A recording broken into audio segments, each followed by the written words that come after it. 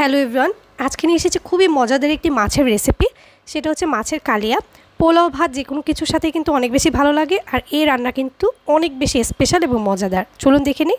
আমি এখানে কাতলা মাছ নিয়েছি, আপনারা চাইলে রুই মাছ বা অন্য কোনো মাছও নিতে পারেন। ভালো মতো লবণ দিয়ে ধুয়ে এটাকে আমি নিয়েছি। এরপর এটাকে আমি হালকা মশলা দিয়ে একটু ম্যারিনেট করে নেব। এখানে একটু সামান্য লবণ দিয়ে আমি ধুয়ে নিচ্ছি খুব ভালো মতো। তারপরে এখানে লবণ দিব। লবণটা দেওয়ার পর দিয়ে দিব 1 চা চামচের মতো হলুদ আর 1 চা চামচের মতো মরিচ। এই পর্যায়ে 1 চা চামচ আদা রসুন পেস্ট দিলাম, সাথে কিন্তু হালকা একটু জিরা দিয়ে আমি বেটে নিয়েছিলাম। খুব ভালো মতো মিক্স করে প্রত্যেকটা মাছের গায়ে যাতে মশলাটা ভালো মতো লাগে সেভাবে করে মেখে নিচ্ছি। এরপর মাছটাকে আমি হালকা করে ভেজে নেব, খুব বেশি কড়া করে ভাজা যাবে না। একটি প্যানে আমি তেল গরম করে এখানে মাছটা আমি একে একে ভেজে নেব। আর দেখুন মাছটা আমি 10 থেকে 15 মিনিট এরকম মেখে রেখেছিলাম।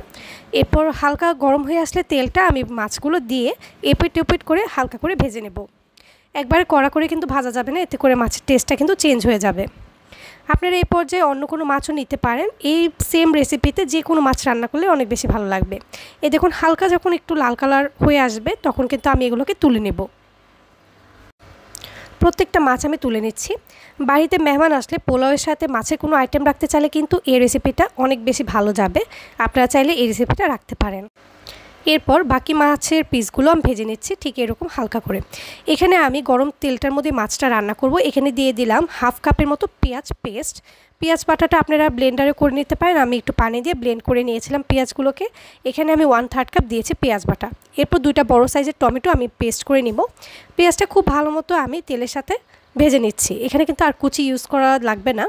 এরপর সামান্য একটু লবণ দিয়ে দিলাম 1 চা চামচ মরিচ আর 1 চা চামচ হলুদের গুঁড়ো। এরপর দিয়ে দেবো 1 চা চামচ ধনিয়া গুঁড়ো, আর এখানে দিয়ে দেবো 1 চা চামচের মতো আদা রসুন পেস্ট। এরপর খুব ভালো মতো মশলাটাকে কষিয়ে নেব।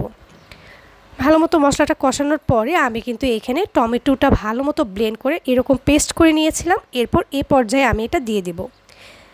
তারপর ভালো মতো মশলাটাকে আবার একটু কষিয়ে নিচ্ছি। আর এখানে চাইলে আপনারা আস্তা টমেটোটা দিতে পারেন, তবে টমেটোটা এভাবে দিলে বেশি ভালো লাগে, পুরো টেস্টটাই চেঞ্জ হয়ে যায় আর খুব বেশি মজা লাগে। এই দেখুন কালারটা কত সুন্দর হয়েছে, একেবারে লাল হয়ে আসছে। আর দেখুন উপরে কিন্তু তেল চলে আসছে, তার মানে আমার মশলাটা খুব সুন্দরভাবে কষানো হয়েছে।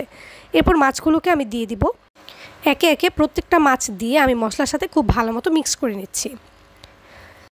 এই সময় মশলার কালারটা কিন্তু অনেক বেশি ভালো লাগছিল, একেবারে লাল টকটকা লাগছিল, আর এটা খেতে কিন্তু অনেক বেশি মজার। এরপর সব মাছ দিয়ে আমি এগুলোকে ভালো মতো একটু মিক্স করে নিচ্ছি আর হালকা একটু কষিয়ে নিচ্ছি।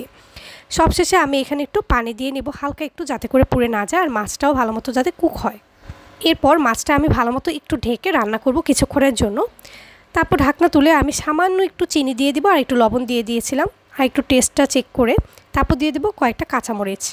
হালকা একটু রান্না করার পরে কিন্তু আমি মাছটা সার্ভ করব। এই দেখুন খুব সুন্দরভাবে আমার মাছটা রান্না হয়ে গিয়েছে, আর কালারটা কিন্তু অনেক বেশি ভালো এসেছে, আর দেখতেও কিন্তু অনেক বেশি মজার লাগছে। কেমন লাগছে আমাকে জানাবেন। এরপর আমি একটি প্লেটে এটাকে সার্ভ করে নিচ্ছি, আর দেখুন দেখতে কতটা মজার লাগছে। এটা কিন্তু অনেক বেশি মজার, ভাত পোলাও সব কিছুর সাথে অনেক বেশি ভালো লাগবে। বাসায় একবার হলেও ট্রাই করবেন। আর উপর থেকে মশলাগুলো দিয়ে দিলাম, দেখুন একেবারে মাখা মাখা হয়েছে মশলাটা, আর দেখতে কিন্তু অনেক বেশি ভালো লাগছে। খুবই মজাদার এই রেসিপিটি, একবার হলেও ট্রাই করবেন। কেমন লাগলো আমাকে জানাবেন। ভালো লাগলে অবশ্যই একটি লাইক দেবেন, আমার চ্যানেলটি সাবস্ক্রাইব করবেন। অসংখ্য ধন্যবাদ সবাইকে।